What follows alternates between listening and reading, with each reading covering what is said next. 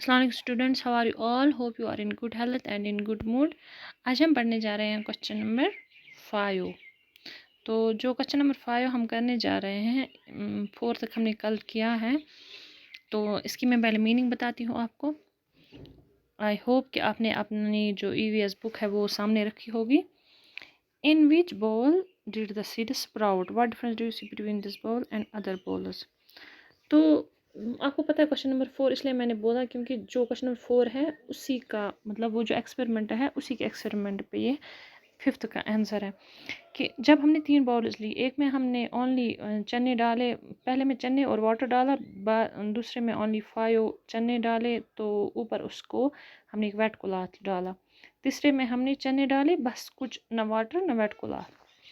तो अब हमें डिफरेंस बतानी है। तो हमें इसका आंसर है seed sprouted in bowl two only, in bowl two the seeds got both air and water and thus these sprouted, whereas in bowl 1 these got only water but no air and thus did not sprout. In bowl 3 these got no water and no air and thus did not sprout.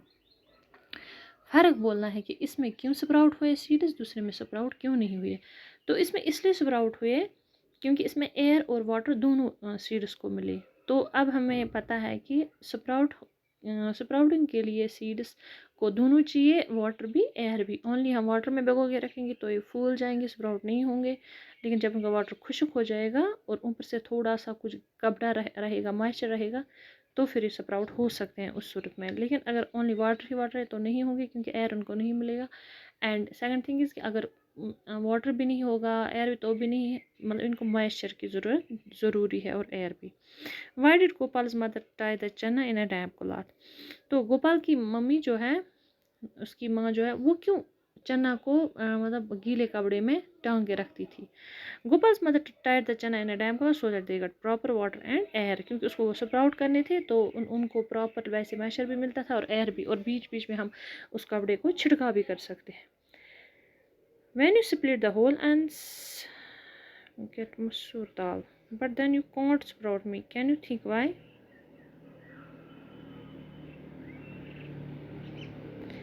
When you split the whole masoor dal, you will get masoor dal, but then you can't sprout me. Can you think why? अगर आप तोड़ोगे बीच में मसूर दाल, लेकिन मतलब आपको मसूर दाल मिलेगा लेकिन स्प्राउट नहीं होंगे, क्यों? इसका आंसर है it is because after splitting the sprouting capacity of मसूर इज लॉस्ट। जब ये टूट जाता है तो इसकी स्प्राउटिंग कैपेसिटी नहीं रहती है, मतलब इनको अंकुरी दालें कहते हैं। 8 क्वेश्चन नंबर 8 है टेक ए क्ले पॉट और a tin can with a wide mouth. Make इसमें थोड़ी सी सिंपल मिस्टेक्स है। Make a small hole at the bottom of the can, fill your can with soil, put 4 or 5 seeds of the same kind in the soil and press them gently. Different groups can plant different kinds of seeds as mustard, fenugreek, sesame, coriander. तो हमें clay pot लाना है या कोई tin pot लाना है तो जिसका माउथ बड़ा सा हो। तो फिर इसमें मिट्टी डालनी है, मतलब उसको मिट्टी से, और उसमें 5-5 सीड्स डालने हैं, लेकिन डिफरेंट स्टूडेंट्स को डिफरेंट डालने हैं। पहले हमें लिखना है किसने कौन सा, किसी ने मेथी का डाला होगा, किसी ने सरसों का डाला, किसी ने तिल का, किसी ने धनिए का, ऐसे ही बहुत सारे सीड्स जो हमारे पास होते हैं, तो कोई ना कोई हर किसी को डालना है। The date when you planted them, और उस पर डेट लिखना है कि किस डेट पे आपने उनको मतलब डाला। The day you observe something coming out of soil start filling the table, तो फिर वो डेट लिखना है जब आपको लगे छोटे छोटे पौधे जैसे उग आए हैं, तो फिर टेबल भरना है। डेट जैसे हम इन्होंने रफली लिखा है जनवरी 8, जनवरी 9, जन 10, जन 11, तो 1 सेंटीमीटर था, 1 सेंटीमीटर था, number of leaves seen 2 3, any other changes no, stem is getting higher, stem is getting more and more thicker, ऐसे ही। लेकिन आपको मतलब ये नहीं लिखना है, ये ओनली मतलब गेस के लिए है, हिंट है। तो आपको जो भी लगे आपको वो लिखना है जो आपको मतलब अपने एक्सपेरिमेंट से लगे। क्या करना है, आपको कोई बर्तन लाना है या कुछ टिन का या मिट्टी के बर्तन जो हमारे पास घर में होते हैं उसको भरना है, या गमला होता है उसको भरना है मिट्टी से, फिर उसमें 5 सीड्स डालने हैं और फिर लिखना है उनको क्या हुआ। क्वेश्चन नंबर 9 है how long did it take for a plant to come out from the soil? Plant को कितना टाइम लगा ज़मीन से बाहर आने में? It took a week for the plant to come out, तो हफ्ता लगा। जो मेरा प्लांट उसको हफ्ता लगा। सनलाइट पूरी होनी चाहिए, मॉइस्चर होना चाहिए मिट्टी में, मिट्टी अच्छी होनी चाहिए, तो उसके हिसाब से ये डिपेंड करता है। What was the difference in the height of the plant on the first and second day, तो क्या डिफरेंस थी, the difference of half centimetre, मतलब हाफ सेंटीमीटर हल्का लगता है, उससे भी कभी कभी कम होती है और कभी कभी उससे भी ज़्यादा होती है किसी प्लांट में।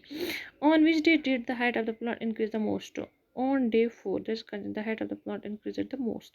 ऑन डे 4 11 जनवरी, जो मतलब इन्होंने जैन में किया है, तो ये बाहर एक्चुअली किया, यहाँ पे तो जैन में बर्फ़ होती है, यहाँ पे तो नहीं होगा, तो जैसे हम जून में लिखेंगे तो यहाँ मई में करेंगे, तो आज भी अच्छा मौसम है, आज भी कर सकते हैं अप्रैल में। तो ये बोल रहे हैं कि कब आपको लगा कि ज़्यादा हाइट बढ़ी, तो चौथे दिन, ठीक है, fourth day. Did new leaves come out of the plant every day, हर दिन नए मतलब इसके लीव्स उगाए, यस हाँ, इसके लीव्स हर दिन उगाए, नए नए लीव्स। फिर है which seeds to the most number of days for system to come out of the soil, तो सबसे टाइम किन को लगा, सिसम में, तिल के जो सीड्स हैं उनको सबसे लगा। ये 14 क्वेश्चन हो गए, तो बाकी हम दूसरे लेक्चर में करेंगे। Okay, thank you.